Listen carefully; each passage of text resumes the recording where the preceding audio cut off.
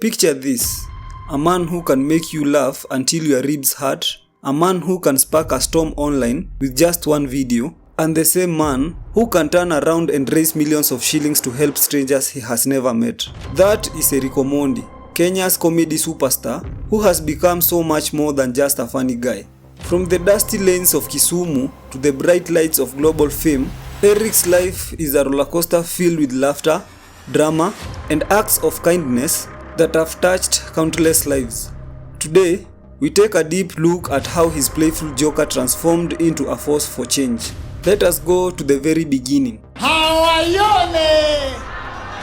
Hawaione! Mwili ninayo sinayo.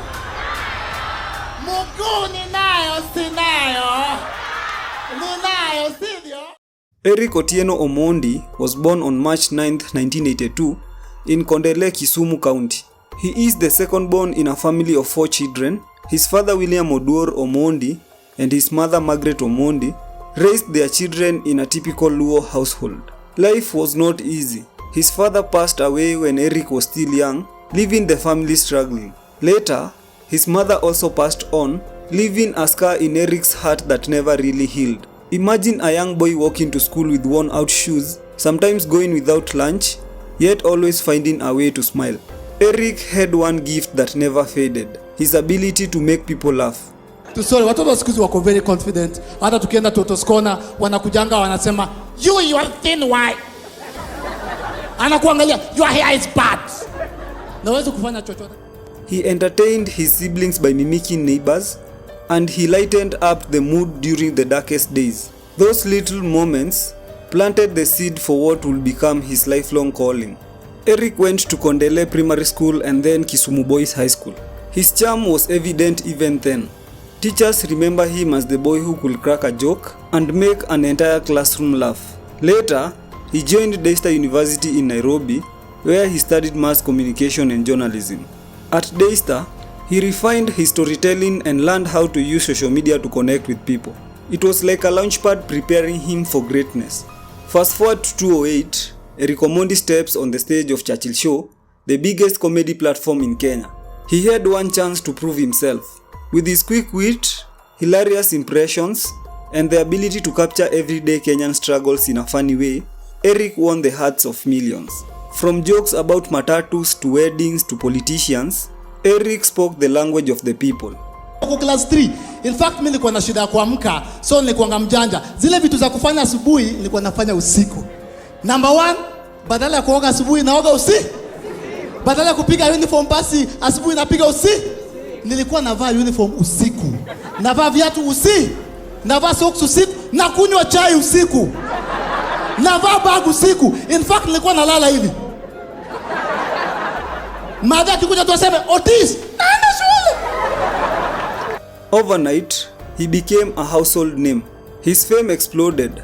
People from every corner of Kenya turned in to see him. One stage, Eric was a bundle of energy, always unpredictable, always fresh. The country had seen comedians before, but Eric was different. He was not afraid to push boundaries. When social media grew, Eric saw an opportunity. He created skits that made fun of celebrities, traffic, and politics. Within a short time, his videos were everywhere, attracting millions of views.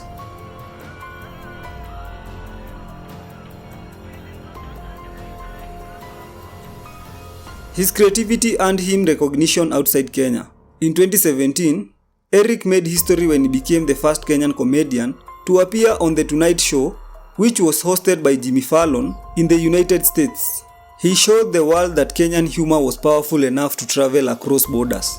Eric was no longer just a comedian. He was a brand, an entertainer who could make the world stop and listen.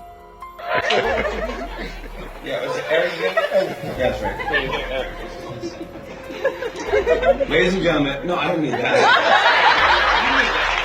All the way from Kenya, Eric, ladies and gentlemen.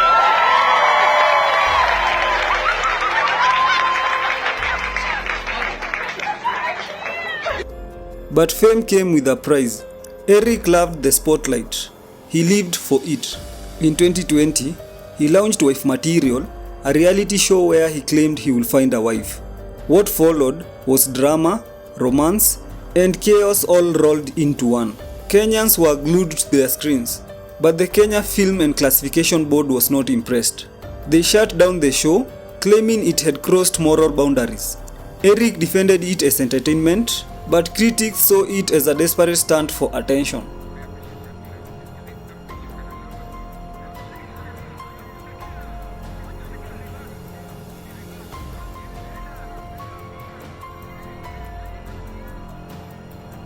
His personal life was just as dramatic. His relationship with media personality Jackie Maribe, the mother of his son Zahari, became public and messy. Their disagreements played out online, feeding gossip blogs and creating endless debates on social media. I think I had matured beyond his expectations. Now we're having a baby. He still wants to, have that, all the girls and the groupies and the whatever. Then came his bold side. In 2023, Eric Omondi was arrested during protests against Kenya's high cost of living. To his supporters, he was a voice for the common people, standing up when others kept quiet. To his critics, he was just a troublemaker chasing headlines. Through all this, one thing was clear: Eric Omondi was never going to live a quiet life. He thrived in the spotlight, whether for good reasons or for controversy.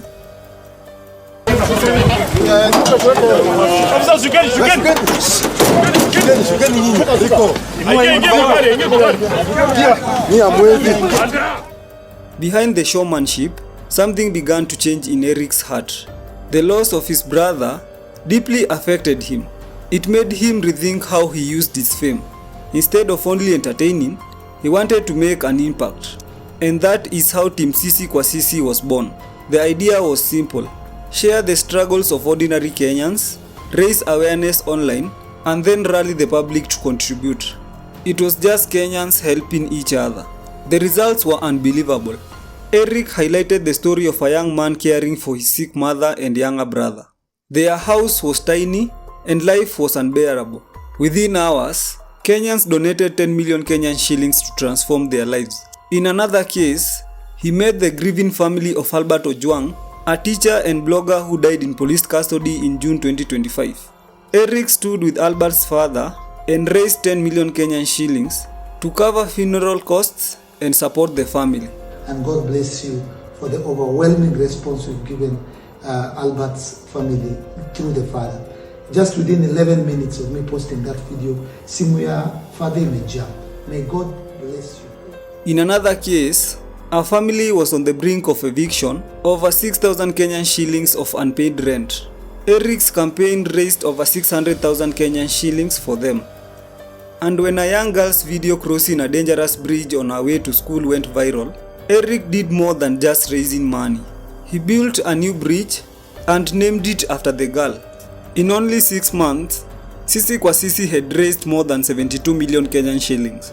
Every shillings went directly to the families, often deposited into their bank accounts with full accountability. Sometimes Eric even brought in financial advisors to guide the families on how to use the money wisely. Through these stories, Eric proved that generosity can be contagious.